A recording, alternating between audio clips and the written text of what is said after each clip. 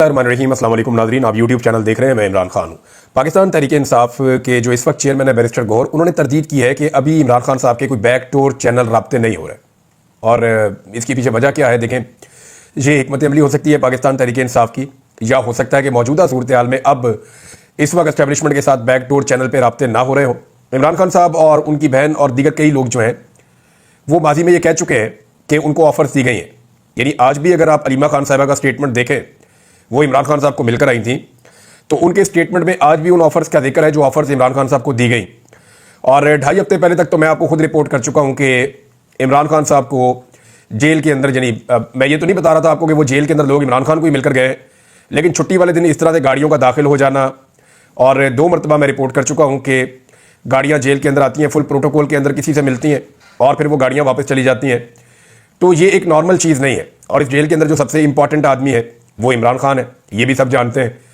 तो कुछ ना कुछ तो ऑफर्स जारी थी और हर तरफ से ये रिपोर्ट हुई है। हुकूमत के लोग भी रिपोर्ट करते रहे हैं, हुकूमती सहाफ़ी भी रिपोर्ट करते रहे हैं। बैकडोर चैनल का जो जिक्र है वो एस्टेब्लिशमेंट के जो करीबी सहाफ़ी हैं वो भी इनका जिक्र करते रहे हैं। या तो अभी ये राब्ते नहीं हो रहे, या फिर इन राब्तों को खुफिया रखना एक हिकमत अमली है। लेकिन जो भी है, बहरहाल अभी पाकिस्तान तहरीक इंसाफ ने यह कहा कि इमरान खान साहब के या हमारी पार्टी के कोई एस्टेब्लिशमेंट के साथ बैकडोर चैनल मुज़ाकरात नहीं है। यही मुज़ाकरात हैं जो आपको नज़र आ रहे हैं, जो हुकूमत के साथ हो रहे हैं पाकिस्तान तहरीक इंसाफ की कमेटी के। अलीमा खान साहिबा का अगर आप स्टेटमेंट देखें तो उन्होंने क्या कहा, वो ये कह रही हैं कि मुज़ाकरात से तासुर दिया जा रहा है कि इमरान खान भी NRO लेकर जेल से बाहर आना चाहते हैं, लेकिन इमरान खान 1.5 साल से मुकदमात का सामना कर रहे हैं, 2.5 साल हो गए। वो चाहते हैं कि अलकादर ट्रस्ट केस का फैसला आए ताकि दुनिया को मालूम हो कि इस केस में क्या है। अलीमा खान ने कहा कि हुकूमत की जानिब से मुज़ाकरात से तासुर दिया जा रहा है कि इमरान खान उन्हीं की तरह चाह रहे हैं कि NRO लेकर जेल से बाहर आए। आपको यह भूलना नहीं चाहिए कि इमरान खान 2.5 साल से अपने केसेस का सामना कर रहे हैं। उन्होंने कहा कि बहुत कोशिश की गई कि इमरान खान मुल्क छोड़कर चले जाएं, बड़ी कोशिश की इमरान खान 3 साल के लिए बाहर चले जाएं, फिर 2 साल के लिए कहा बाहर चले जाएं, फिर 6 महीने पर आ गए कि 6 महीने के लिए आप बाहर आ जाएं। फिर इमरान खान को कहा कि ऐसा करते हैं कि हम आपको हाउस अरेस्ट पर डाल देते हैं।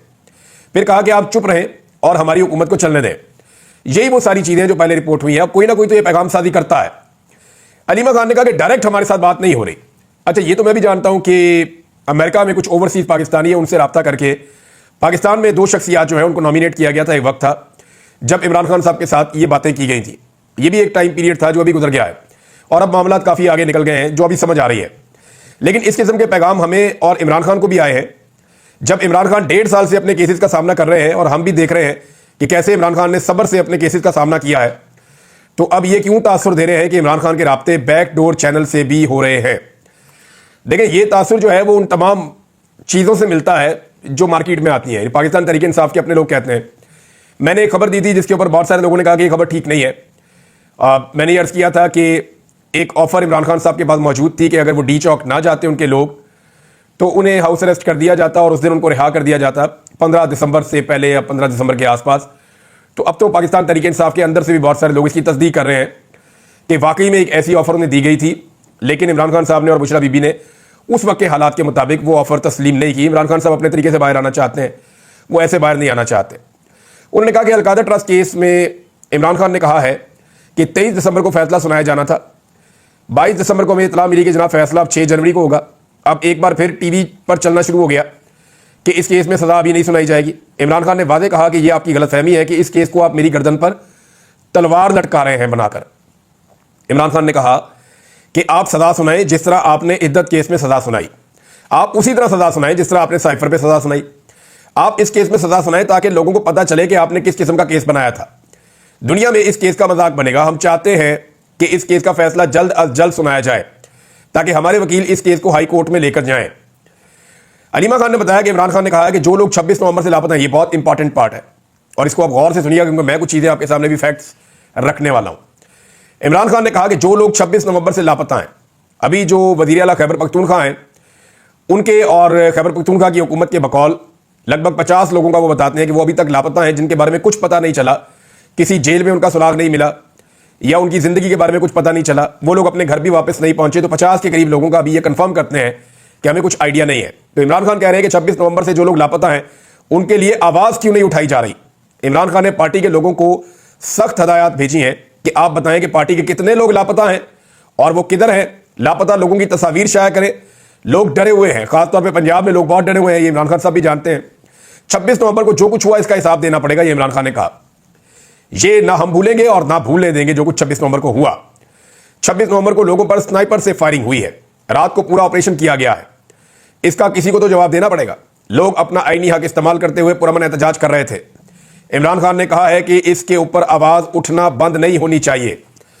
अब जरा नाज़रीन, आप सारे 26 नवंबर को देखें तो पूरी दुनिया में आवाज उठ रही है, रोला पड़ा हुआ पूरी दुनिया में। लेकिन पाकिस्तान तहरीक इंसाफ की कारकर्दगी ऐसी है कि जब शदीद दबाव आया सोशल मीडिया की जानिब से, तो पहले तो सोशल मीडिया को पीटीआई के लोगों ने गालियां देना शुरू कर दी। अंदर से ही लोगों ने बुरा भला कहना शुरू कर दिया कि सोशल मीडिया जिम्मेदार है हर चीज के लिए। हालांकि सोशल मीडिया तो आवाज उठा रहा था कि 26 नवंबर को वहां पे कत्लेआम हो गया, एक भी लीडर कत्ल नहीं हुआ और बहुत सारे लोग जो है वो आम शहरी, आम वर्कर जो है वो कत्ल हो गए।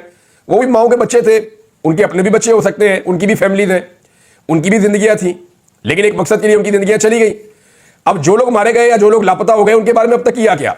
तो जनाब 40 दिन हो गए हैं, 40वां हो चुका है 26 नवंबर के शोहदा का, और जो लोग लापता हुए हैं उनको भी 40 दिन हो गए हैं। तो सारे 26 नवंबर को आज 40 दिन मुकम्मल हो गए, मगर ना कोई एफआईआर अब तक दर्ज हुई, ना लापता अफराद के हवाले से कोई पिटीशन दायर की गई।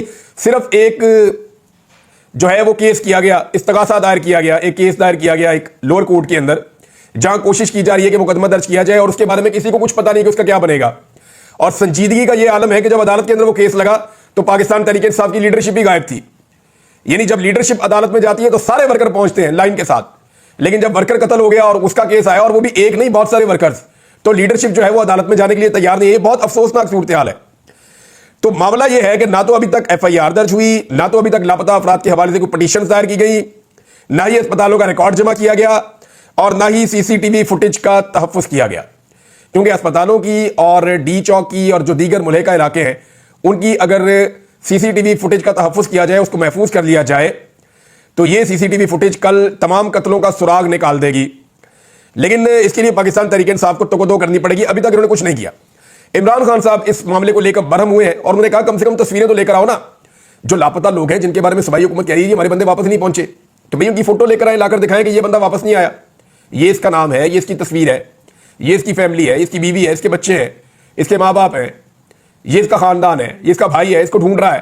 भाई लोगों के इंटरव्यूज करें, लोगों को दिखाएं। या तो फिर आप झूठ बोल रहे हैं, और अगर आप झूठ नहीं बोल रहे तो फिर आप चीजें सामने क्यों नहीं लेकर आ रहे? आपके पास तो डाटा होना चाहिए था और आपको ये डाटा सामने लेकर आना चाहिए था। ये रिस्पॉन्सिबिलिटी अब मीडिया तो पूरी नहीं करेगा। पॉलिटिकल पार्टी की भी कोई एक थक्कड़ से थक्कड़ पॉलिटिकल पार्टी भी होती ना, दुनिया की फारग तरीन पॉलिटिकल पार्टी के भी बंदे लापता हुए होते, तो 4 या 5 दिन के अंदर वो तस्वीरें सामने ले आते, जनाब ये हमारे बंदे लापता हैं, ये इनकी लिस्ट है, ये इनके नाम है, ये इनके घर वाले हैं, ये इनके इंटरव्यूज हैं, ये इनकी तस्वीर है, ये इनके बच्चे हैं, ये इनकी फैमिली है, देखे सारे इनको ढूंढ रहे हैं। कोई गई गुजरी पॉलिटिकल पार्टी भी होती तो ये कर देती।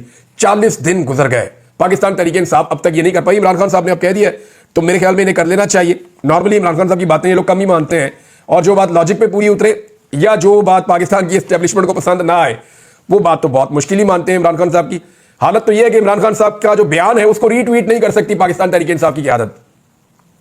मैंने 2-4 दफा इमरान खान साहब का कोई स्टेटमेंट आया तो मैंने रीट्वीट कर दिया, तो मुझे यानी लोगों ने कहा कि ये तो इनकी क्यादत रीट्वीट नहीं कर पा रही। मैंने कहा मैंने तो इसलिए किया कि उसका पैगाम लोगों तक पहुंच जाए। वो बेचारा कैद में एक लीडर है और वो फसायत का सामना कर रहा है, कोई उसकी बात पहुंच नहीं रही, मीडिया दिखा नहीं रहा, तो मैंने रीट्वीट कर दिया या मैंने उसके ऊपर अपना कमेंट दे दिया।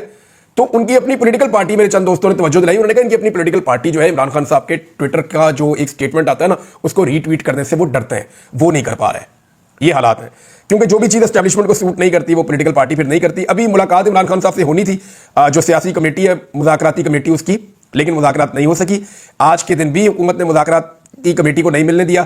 कमेटी चाहती है कि ऐसे माहौल में मुलाकात हो जहां पे रिकॉर्डिंग ना हो, जो ड्रामे पहले से चल रहे हैं, कभी रिकॉर्डिंग करते हैं, कभी ऑडियो, कभी वीडियो रिकॉर्ड करते हैं, हर चीज़ को सेम टाइम में देखते हैं, अपने पास रिकॉर्ड का हिस्सा बनाते हैं। तो इमरान खान साहब और उनकी पार्टी चाहते हैं थोड़ा खुले माहौल के अंदर मुलाकात हो ताकि बातचीत खुलकर हो सके। अब वो ये मांग रहे हैं, देखना ये है कि ये उन्हें मिलता है या नहीं मिलता। फिलहाल आज तो मुलाकात नहीं हुई, कल के दिन में शायद मुलाकात हो जाए, और कहा भी ये जा रहा है कि शायद कल मुलाकात करवा दी जाएगी इमरान खान साहब की उनकी सियासी कमेटी, जो मुज़ाकराती कमेटी है, उसके साथ, और इमरान खान साहब वहां पे कुछ अहकामात देंगे। तो कल बड़ी खबरें आपको मिल जाएंगी इस हवाले से। लेकिन एक चीज़ है कि इमरान खान साहब ने टाइम बार्ड तो किया हुआ है कि जी 31 जनवरी तक का टाइम है, और जो मुझे लगता है ना कि उसके बाद 15 दिन और भी दे दिए जाएंगे। तो फरवरी के मिड तक इंतजार करेगी पाकिस्तान तहरीक इंसाफ, और उसके बाद वो दोबारा से अपने मुजाहरों का और एहतजाज का मोमेंटम बनाएगी। और फिर क्योंकि जो बाइडन का पीछे हाथ नहीं होगा, जब जो बाइडन का हाथ नहीं होगा तो फिर कौन इन्हें रोकेगा? ये इतना जुल्म, फसायत और जबर जो बाइडन का हाथ सर पे था तो इन्होंने कर दिया। अब जो बाइडन का हाथ सर पे नहीं है तो किस तरह वो जुल्म, जबर और फतायत और वो सारी चीजें करेंगे, वो मुश्किल हो जाएगा। तो अगला एहतजाज जो है वो इसका जो फेज आ रहा है वो बड़ा सख्त फेज आ रहा है। एक और खबर है नाजरीन, और ये खबर है सुप्रीम कोर्ट ऑफ पाकिस्तान से। जस्टिस जवाद एस ख्वाजा साहब ने दोबारा से दरखास्त दायर कर दी है फौजी अदालतों के हवाले से। देखिए, फौजी अदालतों वाला जो मामला है ना, वो गले में अटका हुआ है एस्टेब्लिशमेंट के और हुकूमत के, क्योंकि ये कोई अदालत होती ही नहीं है। अब लोग कह रहे हैं जी जो फैसले आपने हमारे खिलाफ किए, 10-10 साल की सजाएं सुना दी, लाइव फैसला हमें दें, अब अपील में जाएं। अब किसी एक को भी फैसला अभी तक नहीं मिला। हत्ता के आर्मी चीफ के दफ्तर से जो लोगों ने रहम की अपीलें उनसे लिखवाई गई हैं, उन्होंने लिखी, वो अपीलें जो हैं वो पब्लिक हो गई, वो वहां से लीक हो गई और वो हर तरफ चली गई। हालांकि वो आर्मी चीफ को अपील की गई थी, आर्मी चीफ ने उसके ऊपर माफी देनी थी या नहीं देनी थी, लेकिन आर्मी चीफ के दफ्तर से ये मामला निकल गया। लेकिन अभी तक जो फैसला है वो लीक नहीं हो सका। फैसला अभी तक कोई सामने नहीं आया कि किस नौयत से और किस अंदाज में और किस बिना पर ये फैसले सुनाए गए जो फौजी अदालतों ने सुनाए।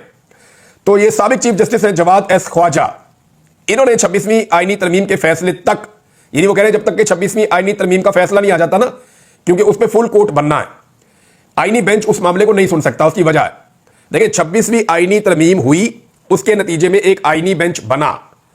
वकला का और तमाम फरीकैन का कहना है कि 26वीं आईनी तरमीम गलत बनी है, यह तरमीम ही गलत हुई है। तो तरमीम के नतीजे में जो बेंच बना वो कभी भी केस नहीं सुन सकता उस तरमीम के हवाले से। उसकी वजह यह है कि इसी बेंच के खिलाफ तो केस है, तो यही बेंच उस केस को कैसे सुन सकता है। लिहाजा यह मामला गले में फंसा हुआ है। और एक दो दरखास्तें नहीं है, ये दर्जन भर दरखास्तें हैं और बड़े अहम लोगों की दरखास्तें हैं, बाकायदा बार्स इसके अंदर मेंबर बनी हुई है। तो 26वीं आईनी तरमीम का मामला जाएगा फुल कोर्ट पे, और अगर ये फुल कोर्ट में जाता है तो वहां सबको पता है कि इंसाफ हो गया तो 26वीं आईनी तरमीम उड़ जाएगी। 26वीं आईनी तरमीम उड़ गई तो आईनी बेंच भी उड़ जाएगा। आईनी बेंच उड़ गया तो फौजी अदालतों के अंदर जो फैसले हो रहे हैं वो भी उड़ जाएंगे, तो फौजी अदालतें फैसले नहीं कर पाएगी। और एक और बड़ी मजेदार चीज होगी, पहले ये खबर आप सुन ले, फिर मैं आपको बताता हूं कि अगली चीज क्या होगी। जस्टिस जवाद एस ख्वाजा साहब ने कहा कि 26वीं आईनी तरमीम के फैसले तक फौजी अदालतों में सजाओं के खिलाफ अपीलें रोकने की इस्तदा कर दी। साथ ही गुज़िश्ता दरखास्त पर उनको जो जुर्माना किया गया था उस पर भी उन्होंने नजरसानी दायर की है। उन्होंने ये दरखास्त की कि जनाब जो मिलिट्री कोर्ट्स अपीलों पर समाअत मौखर की जाए और 26वीं आईनी तरमीम के फैसले तक अपीलों पर कार्रवाई ना की जाए। मेरी दरखास्त को गैर जरूरी करार देने की ऑब्जर्वेशन भी हज़फ की जाए। इससे पहले उन्हें जुर्माना भी हो गया था, लेकिन जस्टिस जवाद एस ख्वाजा दोबारा पूरी तैयारी के साथ फिर से आ गए। 26वीं आईनी तरमीम में नाज़रीन एक वारदात भी डली है, और ये वारदात जब मैं आपके सामने रखूंगा तो आप कहेंगे कि एक से एक कार्रवाई डाली है इन्होंने और किसी को पता भी नहीं चलने दिया। मिसाल के तौर पर ये जो खबर है, साकिब बशीर साहब ने यह खबर दी है और वो लिखते हैं कि आम खबर यह है कि अभी तक की सामने आई सूरत हाल के मुताबिक 26वीं आईनी तरमीम में एक जज जस्टिस मोहसिन अख्तर कियानी को जुडिशल कमीशन से बाहर करने के लिए इंतहाई बारीक वारदात डाली गई, जिसका इंकशाफ अब हुआ है। सूरत हाल यह है कि चारों सूबों की हाई कोर्ट में अलग अलग जजेस तैनाती के लिए मुतल्लिका हाई कोर्ट का चीफ जस्टिस और उनके साथ सीनियर तरीन जज जुडिशल कमीशन का हिस्सा बनेगा, लेकिन इस्लामाबाद में सिर्फ चीफ जस्टिस को बनाया जाएगा और सीनियर जज मोहसिन अख्तर कियानी साहब को बाहर कर दिया गया। अब आप अंदाजा करें कि बाकी जगहों के ऊपर जब जजेस की अपॉइंटमेंट होगी तो 17 रुकनी वो जो कमीशन होगा वो करेगा, लेकिन यहां पे इस्लामाबाद में 16 रुकनी कमीशन होगा, क्योंकि जस्टिस मोहसिन अख्तर कियानी साहब को बाहर निकालना था ताकि अपनी मनमानी की जा सके। कैसी कैसी बारीक वारदात डाली है इन्होंने 26वीं आईनी तरमीम में। इन चीजों के ऊपर तो तरमीम उड़ा के बाहर फेंकनी चाहिए, और ये तरमीम उठा के बाहर फेंकेगी सुप्रीम कोर्ट जब भी कभी फुल कोर्ट के सामने ये मामला आ गया। और इंटरेस्टिंग बात यह है कि इस तरमीम के बाद जो कानून बनाए गए ना बहुत सारे, जिनमें बहुत सारे लोगों को बहुत फायदा हुआ, वो कवानीन भी नहीं टिक पाएंगे, क्योंकि इसी 26वीं तरमीम की बुनियाद के ऊपर ऐसी कानून साजियां बाद में की गई हैं जिनका बहुत सारे लोगों ने फायदा उठाया। वो कानून साजियां भी टिक नहीं पाएंगी। नाज़रीन, एक और बड़ी अहम खबर है, और वो तोशाखाना वाला जो केस इमरान खान साहब के ऊपर बनाया हुआ है उस हवाले से है, और उसमें अब जो चीजें सामने आई हैं वो बहुत इंटरेस्टिंग है। एहतशाम कियानी साहब ने जो रिपोर्ट किया वो बड़ी आसान लैंग्वेज में है। मैं आपको बताता हूं कि इमरान खान और बुशरा बीबी के खिलाफ तोशाखाना 2 केस इस नुक्ते पर फोकस रखकर बनाया गया है। यानी एक नुक्ता ऐसा है जिस पर फोकस रख के बनाया गया कि इमरान खान और बुशरा बीबी ने तोहफा तोशाखाना में जमा नहीं करवाया। यानी यह नुक्ता रखा कि जनाब तोशाखाना 2 का केस हम इसलिए बना रहे हैं इमरान खान पे और बुशरा बीबी पे कि जो तोहफा इनको मिला वो उन्होंने तोशाखाना में जमा नहीं करवाया। अच्छा, अब आगे जनाब पता यह चला कि अदालत के अंदर कि जब यह केस बना तो 2018 के रूल में 2023 में अब तब्दीलियां कर दी गई हैं। यानी 2018 का जो रूल था उसके मुताबिक जरूरी नहीं था कि तोहफा तोशाखाना में जमा करवाया जाए, उस वक्त सिर्फ रसीद जमा करवा दें तो वो काफी है। यानी ये केस बनता ही नहीं है, जिस बुनियाद पे केस बनाया है केस बनता ही नहीं है। इसीलिए इस्लामाबाद हाई कोर्ट ने इमरान खान और बुशरा बीबी को जमानत दे दी है, और उन्होंने कहा जाओ जाके केस दोबारा देखो, इसके ऊपर दोबारा इन्वेस्टिगेशन करो। उसकी वजह यह है कि एक कानून था ही नहीं, वो कानून उन्होंने बनाया 2023 में इमरान खान को फंसाने के लिए और 2 साल पहले से इंप्लीमेंट कर दिया। 2023 में कानून बनाया कि जो भी तोहफा मिलेगा पहले तोशाखाना में जमा होगा, उसके बाद अगला काम होगा। ये 2023 में बनाया। लेकिन 2018 का कानून क्या कहता था कि जो तोहफा आपको मिल जाएगा आप जमा करवाएं या ना करवाएं, आप उसकी रसीद जमा करवाएं। तो इमरान खान साहब ने 2018 के कानून के मुताबिक वो चीज ले ली।